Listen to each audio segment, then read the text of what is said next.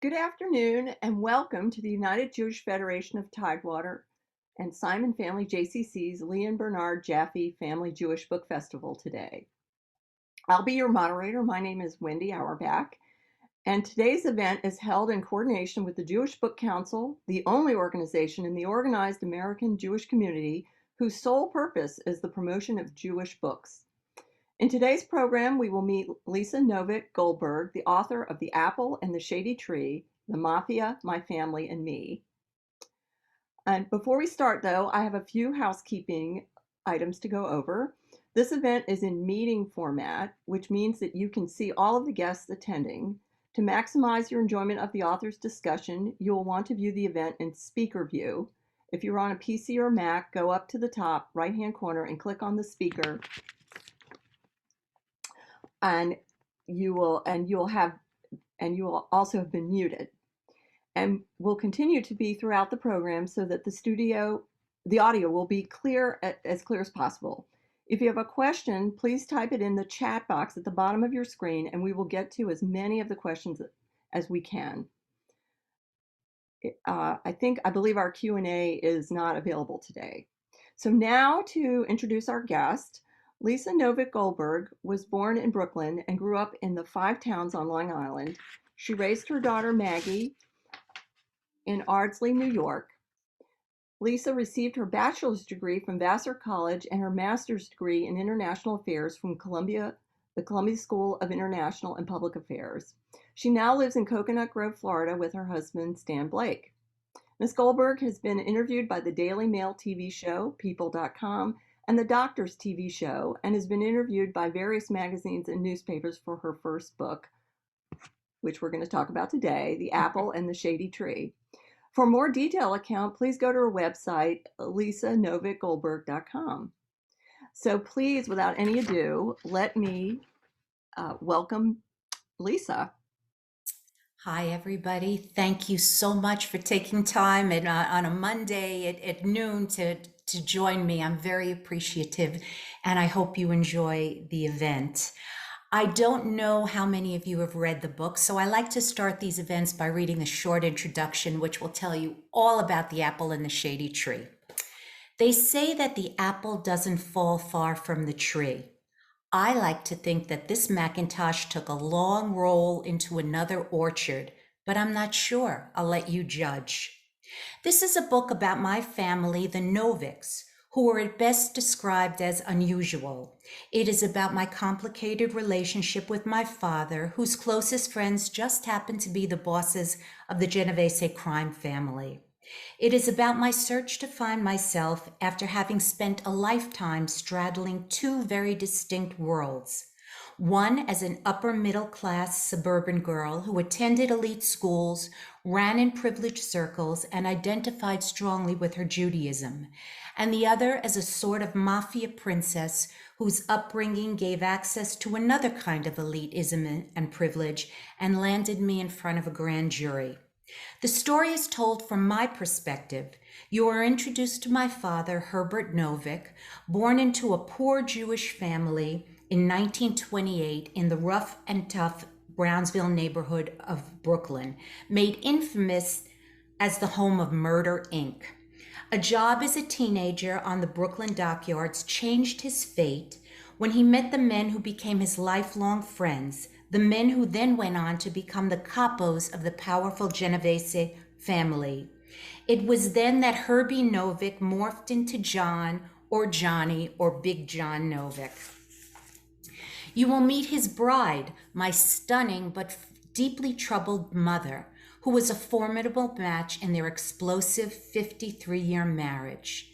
Their genetic shortcomings and poor choices created a chaotic home for my sister and me, characterized by anger and fear, disappointment and confusion.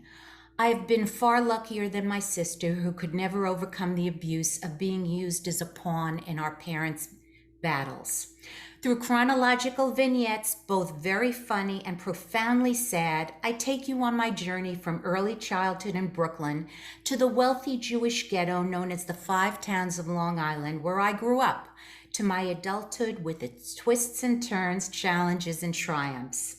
Beginning with a murder, I introduce you to the real life Goodfellas who came in and out of my life courtesy of my father's role as the moneymaker for the Genovese family. We will visit the mafia infused worlds of casinos of glitzy 1960s, 70s, and 1980s Las Vegas and Atlantic City, the boxing industry, Manhattan's iconic garment center, the pre-MTV record industry, the restaurants where mob business deals were made and celebrated, and a corrupt boutique bank that was tied to a mob murder. So join me, it's quite a ride. So, oh, It there is you quite a ride. go. So my first question is, how what made you finally write all of this down and write the book? Okay.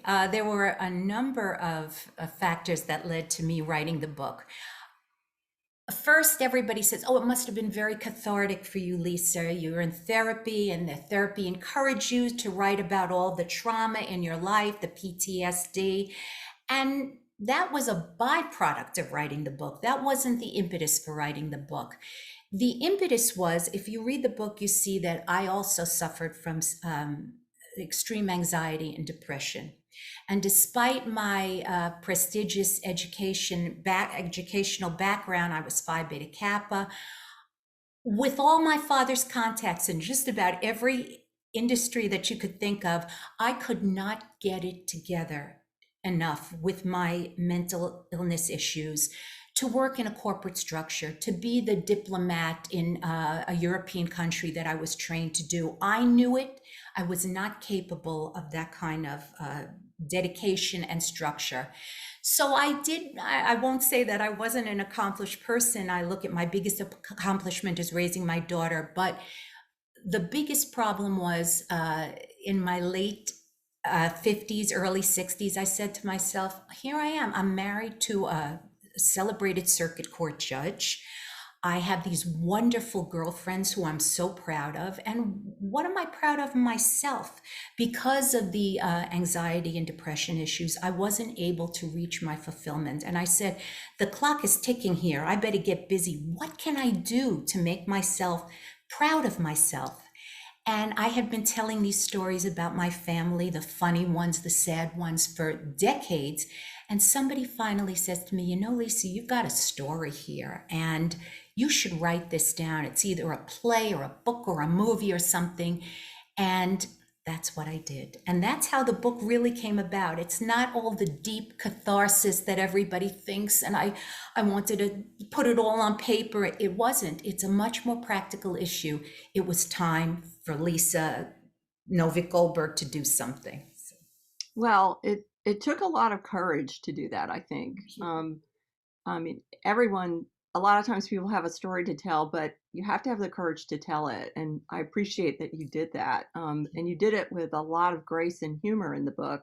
I hope when people read it, they see that. I hope so. I want to talk to you about, let's talk about the part I think that a lot of people are most intrigued by is the mafia piece. Um, I mean, the book starts out with a murder that could have been just ripped out of The Godfather. Yeah. I mean, it's pretty crazy. Um, can you talk a little bit about that world and what I think most people, when they just hear about the book, they are astounded that you had no idea that your dad was connected to that world, and of course didn't know until you were served a subpoena.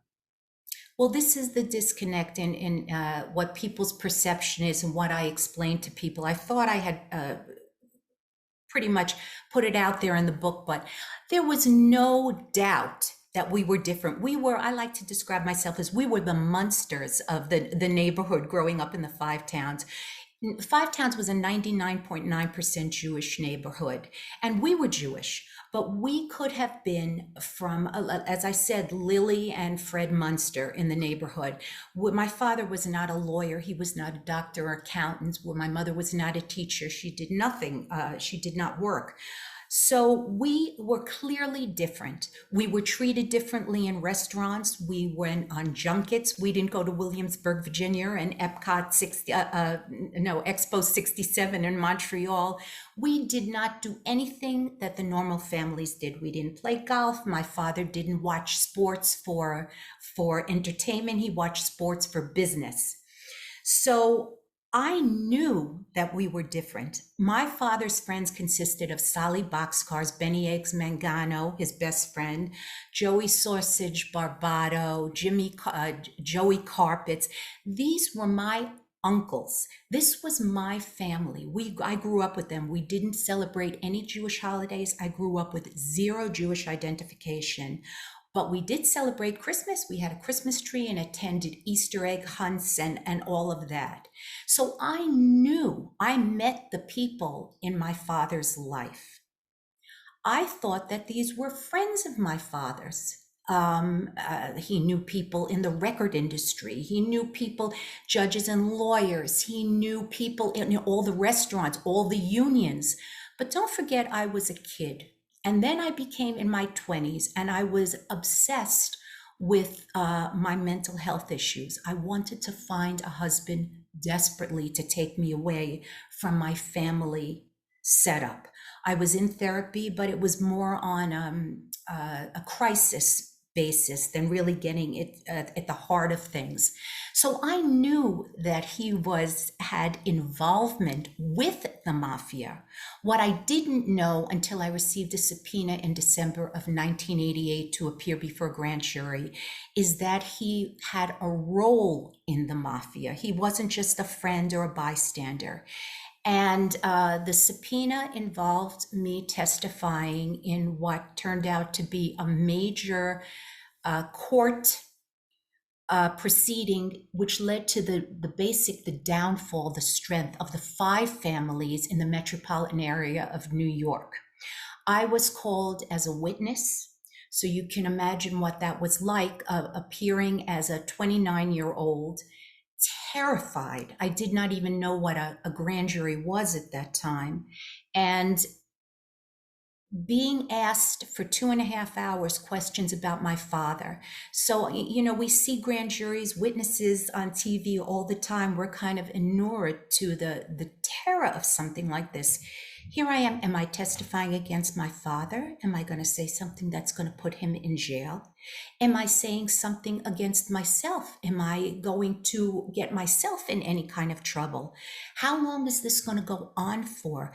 And then there is at the heart of it all, my father was part of all of this. If the FBI was investigating, clearly he had some kind of role in it. So I was not totally blind to his part in the mafia.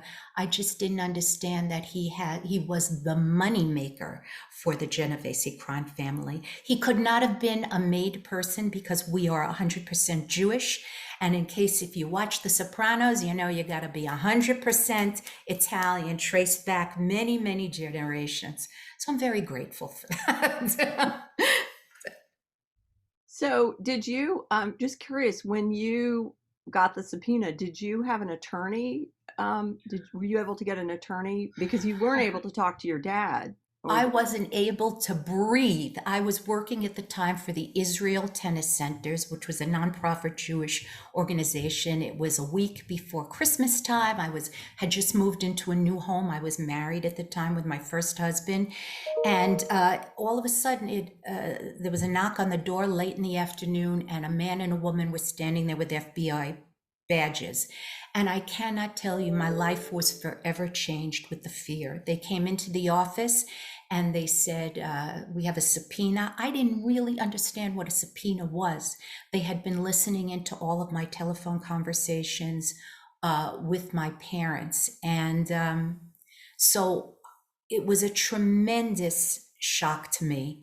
And I'm sorry, Wendy, what specifically were you asking about oh, I that? just asked if you had legal counsel when you. So yes, Lisa Novik Goldberg, who wouldn't spit on the sidewalk and was afraid of just about everything, was given. My father had arranged for me to get a criminal attorney. A criminal attorney. I mean, as I said, we see so much on TV and whatever, but think about your daughter or your, at the time, having to get a criminal attorney. I was totally flipped out. And the attorney had said to me when I met with him, and he could see how upset I was, he said, "Don't worry, Lisa, this is not about you. There's an investigation going on. You'll be in there for 15 minutes. Well, it turned out I was in there for 2.5 hours, at which point I came out and fell on the floor. So, yes, I had a criminal attorney. Yes. Yeah. So moving on from this, what after this, how did that change your relationship with your dad? Um, Okay, first of all, that was really a change in my life. I went into what was described as a catatonic state for several weeks. I was terrified. I was terrified of what was coming. Was my father going to jail? How was I going to take care of my mother, who suffers from mental illness? I had a sister who suffers from mental illness. My father had a son. I have a half brother who suffers from mental illness, and I wasn't 100% either. So I was terrified by all of this. At the beginning, my father and mother, the night after the subpoena and the grand jury, they went down to Florida, to Bal Harbor, with the head of the Genovese family. And when I was crying and I said, "I need you, Daddy, I need you. You can't go. We have to go. We cannot let the FBI know that we are frightened that this is throwing anything off." So I lost between 15 and 20 pounds. I became sick, physically and mentally ill. I became delusional. The facts didn't make any sense to me anymore. My mind was spiraling. And it wasn't until I had received notice through my criminal attorney in April of the following year that the investigation with regard to my father had been halted. It had been dropped. That all of the fear transformed into tremendous anger. And all of the questions that I had been afraid for so many months to hit my father with just welled up inside of me. And I went to him and my mother and I said, "I have been through a horrible time." And neither one of them could validate the pain that I had been through. And this is what the media a lot has picked up on, the mental illness part of this, the post-traumatic stress part of this. When I went to my father and said, "Daddy, we need to talk about what just transpired over the last several months," his reaction was, "What? What's the big deal? I'm here. You're here. Nobody was hurt. Nobody's in jail. What are you making such a fuss for?" The lack of validation. I said, "You know what, Dad?" He said, "I wasn't responsible for this." I said, "But you are responsible for this. None of my friends went before a grand jury. They were at their Christmas parties and bridal parties and whatever." The lack of responsibility on the part of my father and the lack of validation for the pain that I had been through was very damning to me, and stayed with me up until maybe 5 years ago. There was a fear of going to the mailbox. What's going to be in the mailbox? Is there going to be something? What else did my father do on my behalf that I'm not aware of? What other surprises? This came as a tremendous surprise. Is there something else out there that's going to get me? So it was very traumatic, and it wasn't until uh, 2014 when I started psychoanalysis on a regular basis that I got at the core of these issues. wow. This is we have a question about your when you were growing up. Did your parents ever tell you not to talk about your uncles? No, no, no. See, there was no secrets. No one ever said, "Lisa, don't talk about it." Whatever. No, there was nothing. These were my uncles. It was almost a celebrated thing. My Hmm. father liked. We were treated differently. We got the best tables. We didn't wait in lines. Everybody else, the adults, seemed to know something that I didn't really know, that there was an involvement.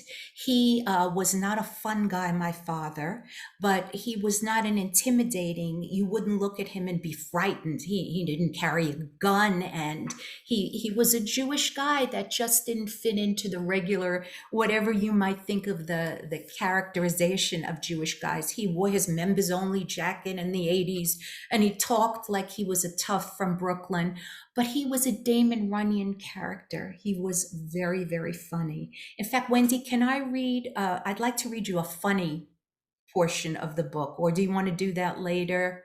Oh, sure. I mean, I think what you're going to read actually illustrates a lot about that time and your dad and his relationship with Yes.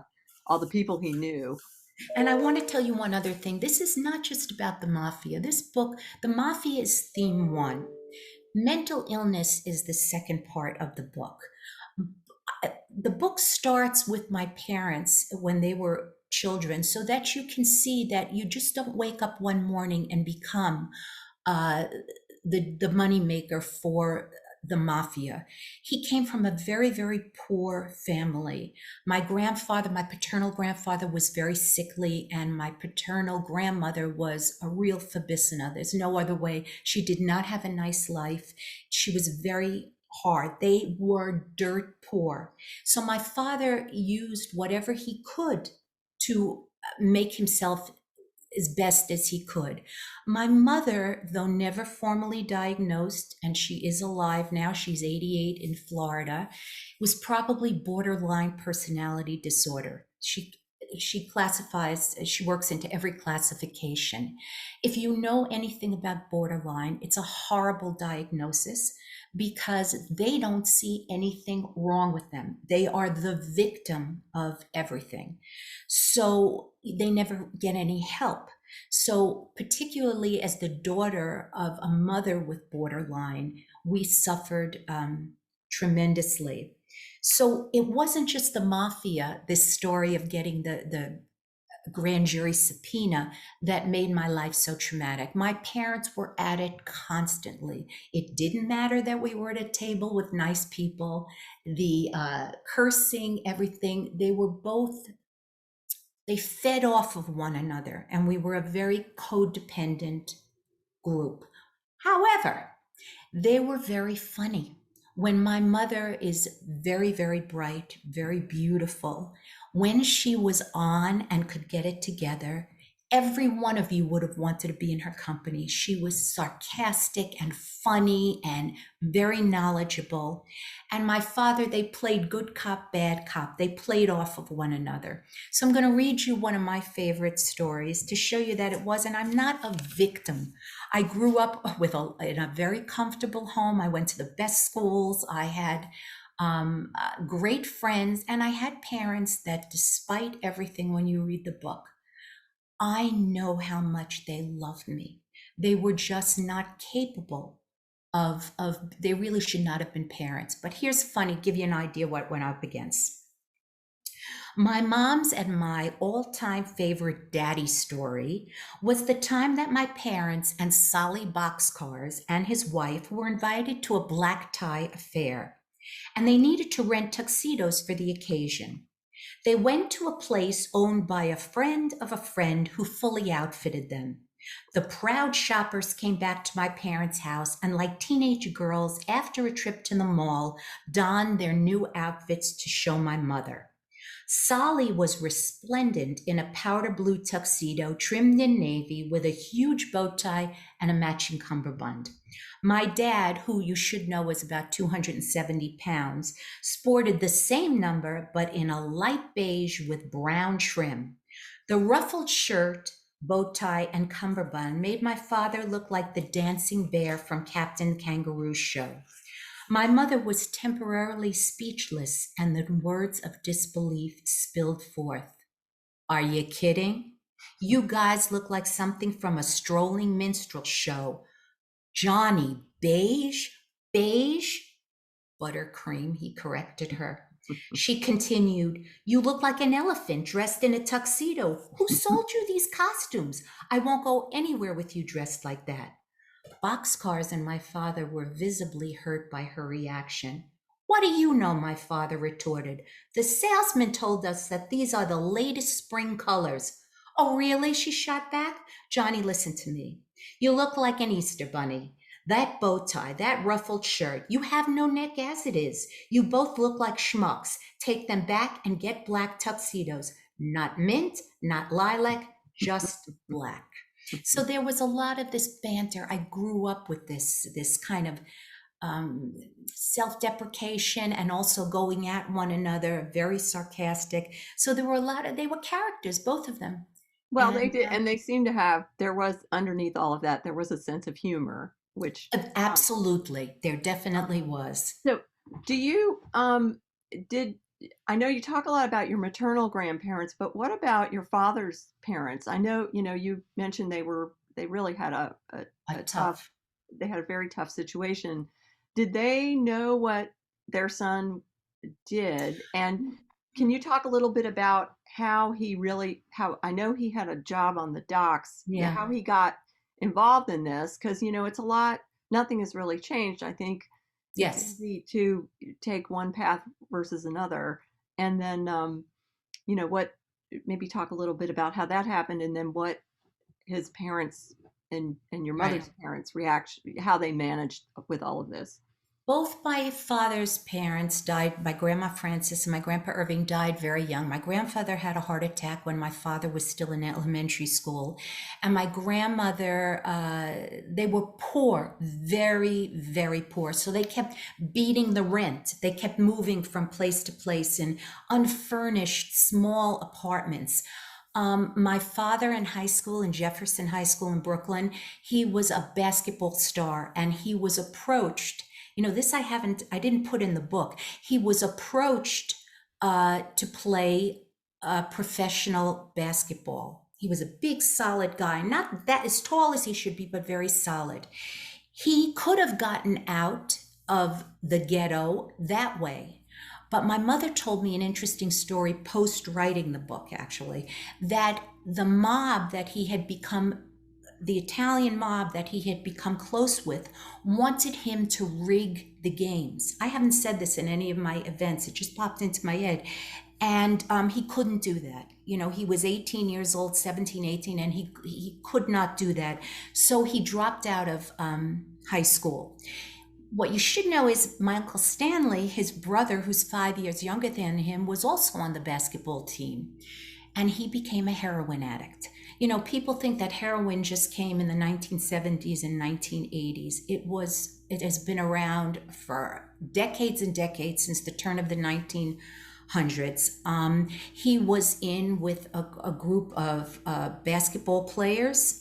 They were mostly African Americans and very poor. And at that time, Stanley started small with drugs and then blossomed into a full-blown addict that cursed his life for decades.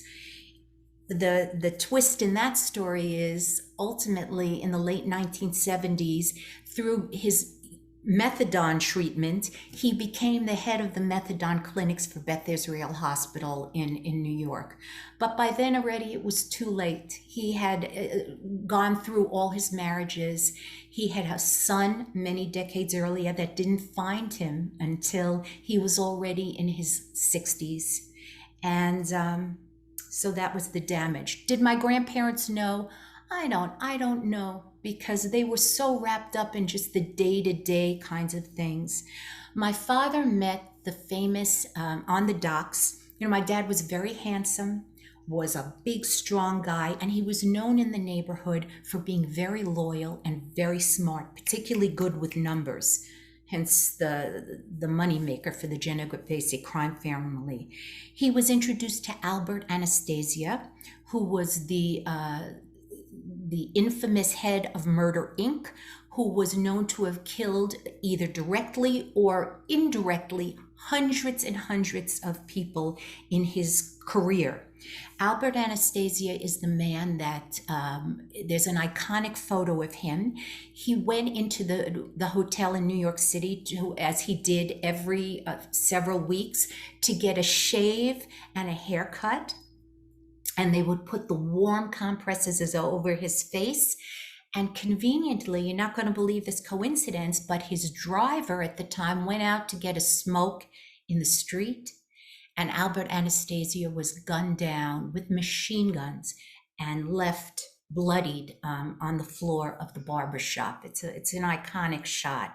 Albert Anastasia was the one who took a liking to my father prior to his demise and introduced him to all of the people who ultimately became the leaders of the Genovese family. So in the 1970s, you had Funzi Thierry, who was my father's surrogate father.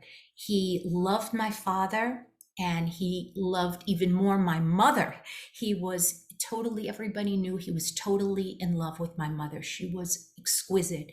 But out of respect for my father, he never made a move on my mother. In the 1980s, you had Vinny the Chin Gigante. When Vinny the Chin, he's the one that walks around the street in his bathrobe looking for a psychiatric out to his crimes. Um, when Vinny the Chin Gigante went into prison in the 1980s, he was replaced by Benny Eggs Mangano, who was my Uncle Benny, who I grew up with, went on vacations with. He was the closest man to me next to my father and my grandfather. So did my grandparents know? I don't think so. They knew he wasn't up and up. How did a poor guy from their family rise up to have all that he had? You didn't get it legally. So, and it No, and was, yeah, I just want to say when my father was on his deathbed, I found the courage to ask a lot of questions. And my father's legitimate business, the one that I told all my friends he was part of, was a New York pretzel. And for those of you who have been to New York or just know about New York, the large pretzels, the soft pretzels on the streets of New York that are sold by all the vendors and are at Madison Square Garden and Yankee Stadium. My father owned the bakery in Williamsburg, Brooklyn, that made those pretzels. So as I got older and started to think about these things, particularly as I started to write the book and did research, I said to my dad in literally his dying days, Daddy, we didn't have a lot of money. I didn't grow up lavishly. Where did you get the seed money to open up New York Pretzel? And he said to me, like disbelief, from Funzi. I got it from Funzi. So the questions started to be answered. And don't forget, in my youth and my even young adulthood, there was no internet. I couldn't research these things. For the book, I did a lot of research and found out a lot of things that were not shocking. They were not shocking. They were very informative. well, and probably it was a blessing there was no internet Yes, or social that's right, media. Wendy. Yes. When I started writing the book, I said to my husband, who was a circuit court judge at the time, where do I start? What should I do? He says, go to the FBI. Under the Freedom of Information Act, you are entitled to get information on your father. So I wrote, and I got a letter promptly back that said, we have 27,000 entries on your father as Herbert Novik, Johnny Novik, John Novik.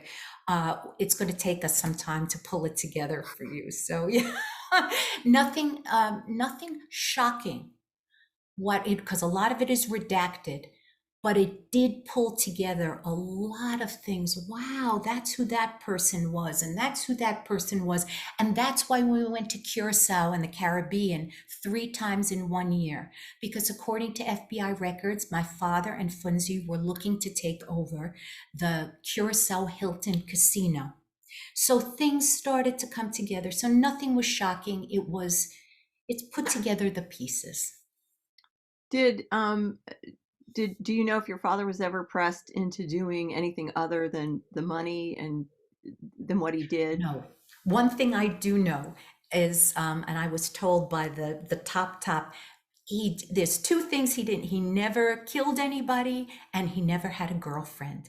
And for those of you sitting in your comfortable rooms over there thinking, wow, that's a pretty low bar. It is a pretty low bar, but I got to tell you, I'm going to take it. I'm going to take that and be very happy with it. And those things I will stick to. He was, He was a sports guy, my father. So while you're all sitting in front of your TVs on a Sunday eating nachos and wings or whatever and watching the football games and everything, we didn't do that. That was business. If you wanted to sit quietly in the den with my father and watch the games, you could. But it was the tension was there. Sunday night Chinese food, if he had winners, everyone was laughing and talking in a good mood. If he had losers, and we could be talking about $50,000, $100,000 a game, I was told. Let's just say the sparrows weren't quite as tasty. Excuse me, I'm going to let this pussycat in. I'm coming right back. Come in, you. Come on in. The joys of Zoom. Okay, so I'm back. Okay. So, eh, eh, we I don't want to run out of time, but I know that you said the one of the other pieces of the book that was really important was the mental health Yes, portion of it. And you do talk a lot about, you're very open yes, about that. And I think in a way that shares your experience in a meaningful way with people who, yes. if they could certainly relate to it. I so do you want to, and you said that actually that's one of the pieces of the book that people have related to in some ways the Yes. most. Yep. Do you want to talk a little Because I was so open, what I find, I'm very, very open. My daughter, who's 31 and lives in Austin, also inherited the genes from both sides. With my first husband, she suffers from anxiety and depression as well. But the difference is when I wanted to get psychiatric help as a child, my mother refused. Yeah, that makes crazy people. You're not doing that. That's how you get crazy. I encouraged my daughter to get help. And she has taken it very seriously. She works very, very hard, and she's a very successful person now in Austin. The mental health issue was a surprising component of the book in terms of the media. This is what the mafia is, the sensationalist part, the mental health part, and the fact that I am a Jewish girl from an upper middle class family. Many, many people can relate to this. And the openness with which I approach this is very comforting to a lot of people. In fact, I was telling Wendy that when we spoke before this, one of the most interesting questions I was asked in a book event is, how do you deal? What would you recommend to people who have uh, people that are close to them dealing with mental illness? How should you handle it? And one thing I've learned is we all have it. It's just a matter of degree, whether it's a husband or a child or a grandparent or a close friend. Everybody, mental health is prevalent. 1 out of 5 people suffers from some degree of mental health issues today. The openness with which I approach this makes people feel at ease that they're not crazy, they're not loons, they're not, my father used to call them nut jobs. I'm not a nut job. I'm a person who has something no different than diabetes or something like that. There's medication for it. There's ways to address this. And what I would say to that person who said, "How do I deal with somebody with severe mental illness?" A lot of times you can't. Like my mother, I'm 63 years old. I have tried almost every day of my life to make her into the mommy that I would like her to be. And I can't because of her illness. What I can do, what is in my power, is to get the kind of therapy and help, emotional support from family and friends that will teach me how to deal with her inabilities so that we are not codependent, that I don't spend the rest of my days trying to get her love and approval, that I will learn how to deal with myself, be confident enough with myself to recognize a person that cannot be changed. And when they are, or if they are ever ready for help, then I'll be there to support them with their help. So, Can you comment? I know a lot of people wonder about your sister, and yeah. can you address that? I know you are in the book. You respect her space, but I think some people who haven't read the book might want to It's a know common question at all yeah, the I events. I can have only this much on my sister in the book.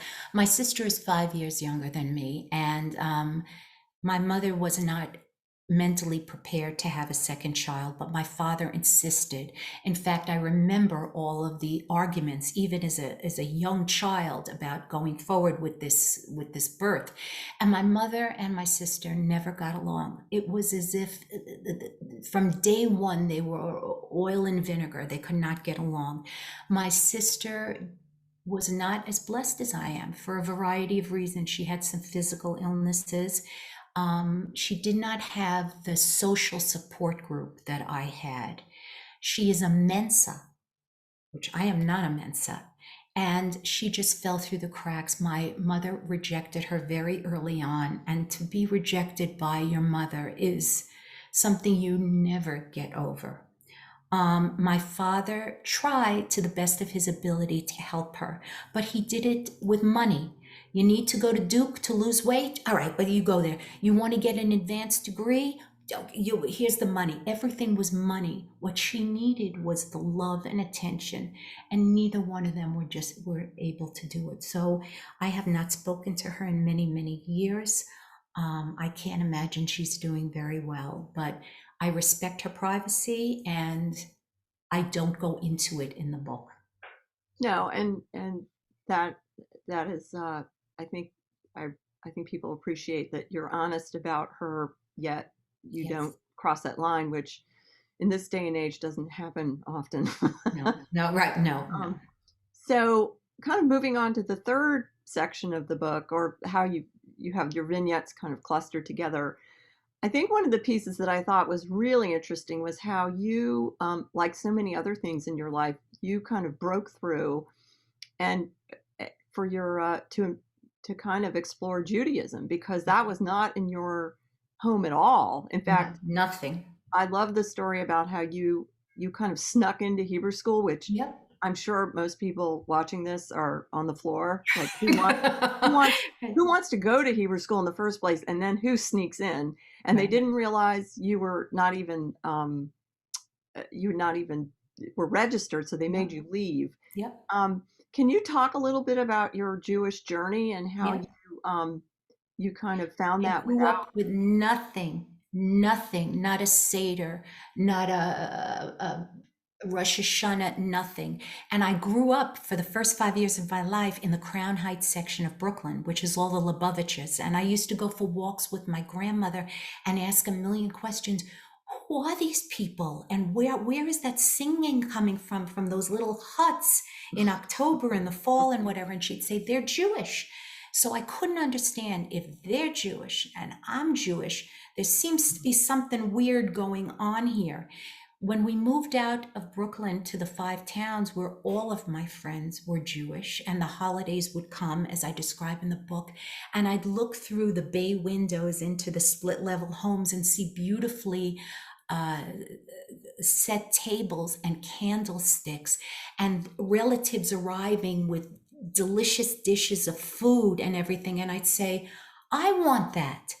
And I would approach my mother about it, and she couldn't. It just wasn't anything. So I promised myself when I got older and I was on my own, I would explore my Judaism.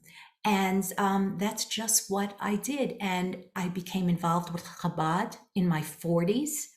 I went back to Crown Heights, Brooklyn, and saw the neighborhood that I had grown up with.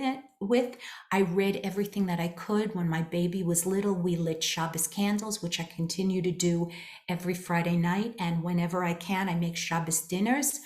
I am not religious. I am very traditional, and I'm very proud of my Judaism. And one of my biggest things is I just got my 31-year-old who is an atheist.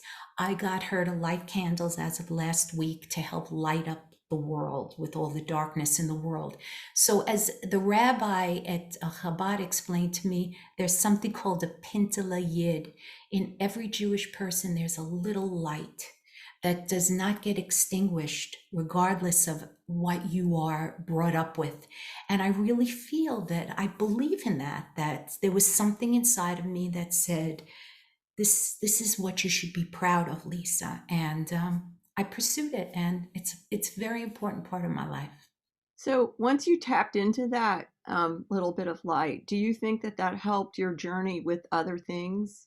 Like Absolutely. And it's trying. why when my daughter was suffering with anxiety and depression, I tried to get her involved, but she wasn't ready. I think she's ready now. When everything hit the fan, when my father was in the hospital and rehab for the year of 2009, and my mother just checked out. She hardly went to visit him. She wouldn't talk to the doctors. She left everything to me. And of course, I was running our businesses and I still had a daughter and everything. It was the Chabad rabbi in Rebbitzin, this beautiful young couple that never tried to make me more religious. They were just there to help me and listen to me. And I would read thoughts about the Rebbe, and there was something very interesting that I haven't talked about ever before either. That, there were things that my father in his last months asked me to do with regard to the businesses, and I refused. I said, absolutely no way. And I went to books on the Talmud following that to find out what my obligations were as a child, for a 50-year-old child. And I was at peace with myself that I had refused to do certain things that my father and my mother had asked me to do. So yeah, my religion has become a very important part of my wholeness, my mental health. Do you have any advice for people who discover a deep family secret later in life? It's a shock. It's traumatic. That's what the doctor's show dealt specifically with. I was interviewed several months ago. The segment was on the trauma of finding out something about your parents that you didn't expect. And my response to that was, you get help. If you're not willing to go for therapy, then you muster up as much strength as you can from your friends, your spouse, your children, anybody that you can, and look at it honestly and openly. And sometimes that doesn't work either. That's to look at it honestly and openly causes more stress to find out a secret about your family. I'm all for medication. I think that those people that suffer and that don't use medication are taking away from their lives. But get help. It's not a stigma to go for medication. It's not a stigma to have PTSD or some kind of generational or genetic mental illness. Get whatever help you need. And you'd be surprised how open your friends are and whatever, even strangers to talk to when you're feeling pressed. Well, that's a great segue into my next question, which is how did your friends and family react when your book came out? What kind of response have you gotten? They're proud of me. I put it on. One thing I really don't like doing, oddly enough, is I don't like promoting these things on Facebook or Instagram.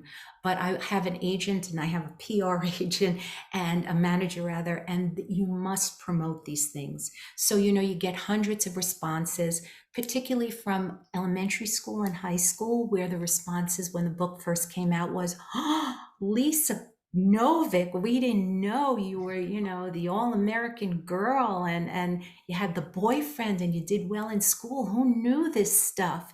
So I think people were very surprised.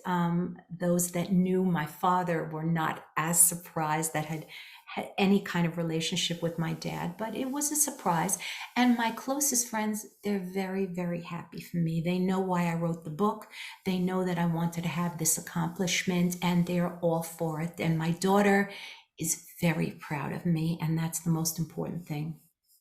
And my Oh, husband is very supportive. So and he wasn't just any kind of judge. He was a criminal court my judge. I husband found. was on the bench for 20.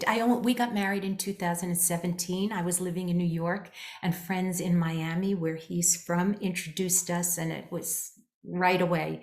His wife, he had just separated from his wife, and the phone call was, We got a really good one. He just came on the market. You better come down here, rush before he goes, the open house starts. So we hit it off, and I was blessed. I'm blessed to have him as my husband. He was on the bench for 22 years, 16 of which were on the criminal bench. And if you're up at 2 o'clock in the morning, whatever watching Dateline, sometimes he'll come right into your bedroom, Stanford Blake. So it's really ironic, that Yeah. here I am. My first husband was an attorney, and my second husband is a judge. And my father never had the chance to meet Stan. And I was telling Wendy, he would have loved Stan. He would have paraded Stan around like some kind of reward. This is my son in law. He's a judge, a criminal court judge. Which is so, it's so ironic to It's me. so ironic. So have you found kind of the whole process? I know the book was kind of a catharsis for you. How about since the book has been out and being able to talk to people and reach so many other people, has that kind of continued that process for you? It's the beginning. It took me 4.5 years to write, and that's not because I didn't sit and write.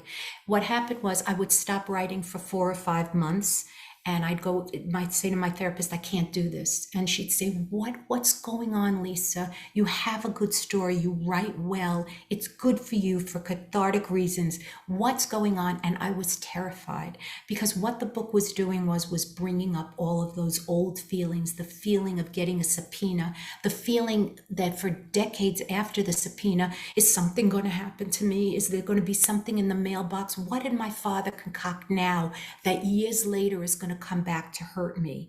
And my therapist kept pushing me on and pushing me on to continue this. So it's just now that I'm starting, the book has been out for a year, to not be frightened about the book. There was no threat of any mafia people. They're either 90 something year old, or they're dead or in prison, and there's not a threat. My biggest concern was, am I hurting anybody by writing this book? Don't forget, I grew up with Benny Eggs Mangano's daughter and son, and these are good people. These are people that were fabulous parents, and they're educated and they're nice people. Is my writing this book going to in any way upset them or endanger them or bring to light something that nobody knew, or tell their secrets? No. I was very careful in writing the book, and most of the other than the cute anecdotes, most of this was all researchable on the internet. So anything that how long they were in prison for, what their crimes were, anybody with any interest nowadays could go online and find this. So I'm just coming to the realization that I have nothing to be frightened of anymore in this book.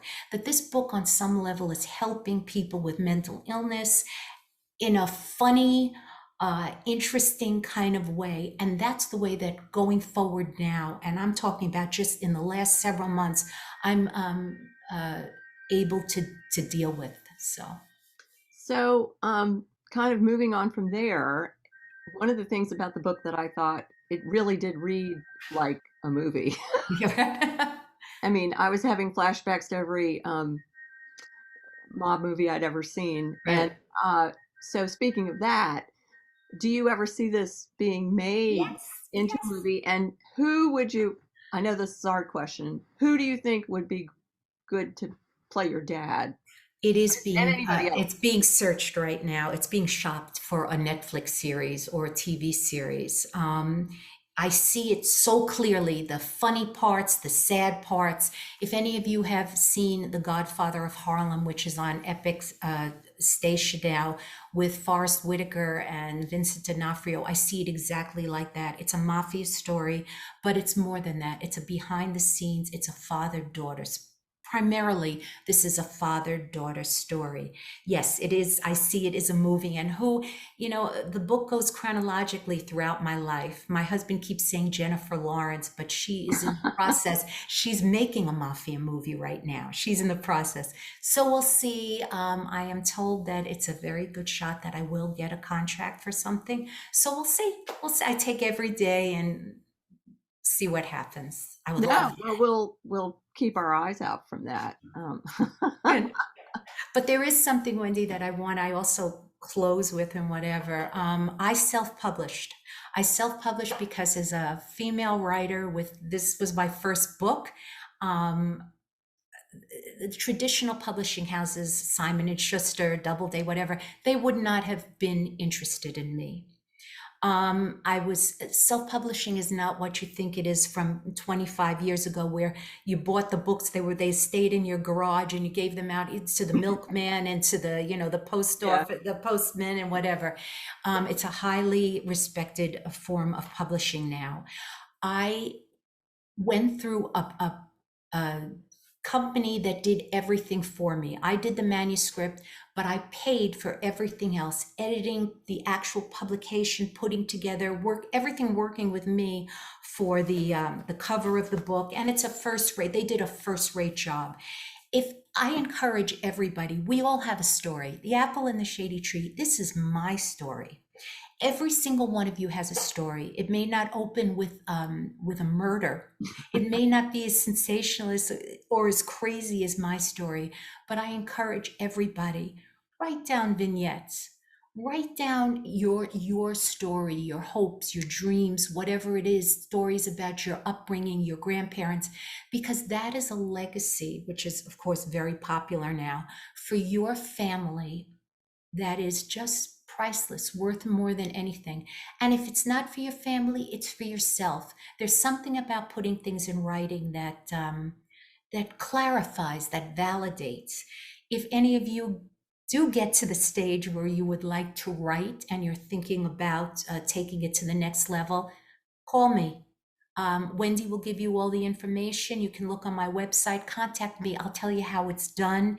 It's a tough process, but it's worth it. So I hope that, we'll stay in touch. And if you have any questions or anything, I'm paying it forward for all the people that helped me and were very kind with that.